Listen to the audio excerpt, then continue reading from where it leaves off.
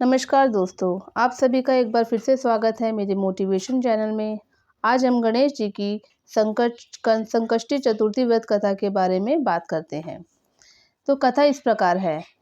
पार्वती जी ने गणेश जी से पूछा कि आगन कृष्ण चतुर्थी संकटा कहलाती है। उस दिन किस गणेश जी की पूजा किस रीति से करनी चाहिए? गणेश जी ने उत्तर दिया कि हे हिमालय नंदिनी, आगन में पूर्वोक्त रीति से गजानंद नामक गणेश जी की पूजा करनी चाहिए। पूजन के बाद अर्घ्य देना चाहिए। दिन भर व्रत रहकर पूजन के बाद ब्राह्मण को भोजन कराकर जौ, तिल, चावल, चीनी और घृत का शाकला बनाकर हवन करावे तो वह अपने शत्रु को वशीभूत कर सकता है। इस संबंध में हम तुम्हें एक प्राचीन इतिहास सुनाते हैं। प्राचीन काल में त्रेता युग में दशरथ नामक एक प्रतापी राजा हो चुके हैं। वे राजा आखेट प्रिय थे। एक बार अनजाने में ही उन्होंने एक श्रवण कुमार नामक ब्राह्मण का आखेट यानी शिकार करने में वध कर दिया। उस ब्राह्मण के अंधे माँ बाप ने राजा को शाप दिया कि जिस प्रकार हम लोग पुत्र शोक में मर रहे हैं, उसी भांति तुम्हारा भी पुत्र शोक में मरण होगा। इससे राजा को बड़ी चिंता हुई। उन्होंने पुत्रेष्टि यज्ञ कराया। फलस्वरूप जगदीश्वर राम ने चतुर्भुज रूप में अवतार लिया। भगवती लक्ष्मी जानकी के रूप में अवतरित हुई। पिता की आज्ञा पाकर भगवान राम ने सीता और लक्ष्मण के साथ वन में खरदूषण आदि राक्षसों का वध किया। इससे क्रोधित होकर लोगों को रुलाने वाले रावण ने सीता जी का अपहरण कर लिया।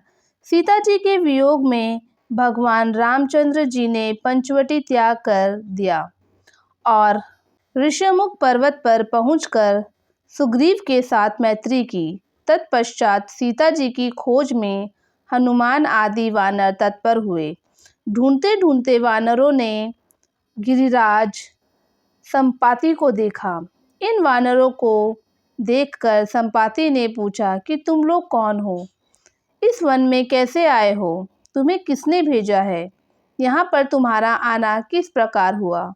संपाति की बात सुनकर वानरों ने उत्तर दिया कि भगवान विष्णु के अवतार दशरथ नंदन राम जी, सीता जी और लक्ष्मण जी के साथ दंडक वन में आए। वहाँ पर उनकी पत्नी सीता जी का अपहरण कर लिया गया है। हे मित्र, इस बात को हम लोग नहीं जानते हैं कि सीता कहाँ है और हम लोग सीता जी का पता लगाने आए हैं। उनकी बात सुनकर संपाति ने कहा कि तुम सब रामचंद्र जी के सेवक होने के नाते हमारे मित्र हो। जानकी जी का जिसने हरण किया है और वह जिस स्थान पर है वह मुझे मालूम है। सीता जी के लिए मेरा भाई छोट जटायु अपने प्राण गंवा चुका है। श्री रामचंद्र जी के चरणों का स्पर्श कर हमारे भाई ने अपना शरीर त्यागा है।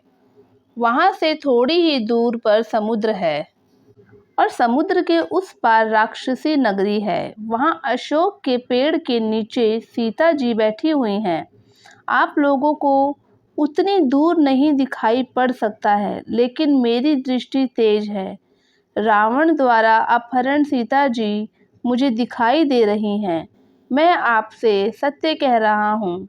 सभी वानरों में हनुमान जी अत्यंत पराक्रमशाली हैं। अंततः उन्हें वहाँ जाना चाहिए। अन्य कोई भी इस कार्य में समर्थ नहीं है।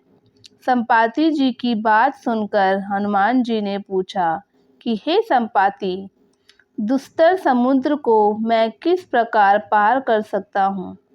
हमारे पास सब वानर उस पार जाने में असमर्थ हैं, तो मैं ही अकेला कैसे पार जा सकता हूँ? हनुमान जी की बात सुनकर संपाति जी ने उत्तर दिया कि हे मित्र, आप संकटनाशक गणेश चतुर्थी का व्रत कीजिए। उस व्रत के प्रभाव से समुद्र को क्षण मात्र में पार कर लेंगे। संपाति जी के आदेश से संकट चतुर्थी के उत्तम व्रत को हनुमान जी ने किया। हे देवी, इसके प्रभाव से क्षण भर में समुद्र को लांघ गए। इस लोक में इसके समान सुखदायक दूसरा कोई व्रत नहीं है। श्री कृष्ण कहते हैं कि महाराज युधिष्ठिर, आप भी इस व्रत को कीजिए। इस व्रत के प्रभाव से आप क्षण भर में अपने शत्रुओं को हराकर संपूर्ण राज्य के अधिकारी बनेंगे। भगवान कृष्ण का वचन सुनकर युधिष्ठिर ने गणेश चतुर्थी का व्रत किया। इस व्रत के प्रभाव से वे अपने शत्रुओं को जीतकर राज्य के अधिकारी बन गए। तो ये थी गणेश चतुर्थी के संकष्टी व्रत कथा। आपको ये कथा कैसी लगी हमें कमेंट करके ज़रूर बताएं, और अगर हमारे चैनल पर नए हैं तो हमारे चैनल को सब्सक्राइब करना ना भूलें। धन्यवाद।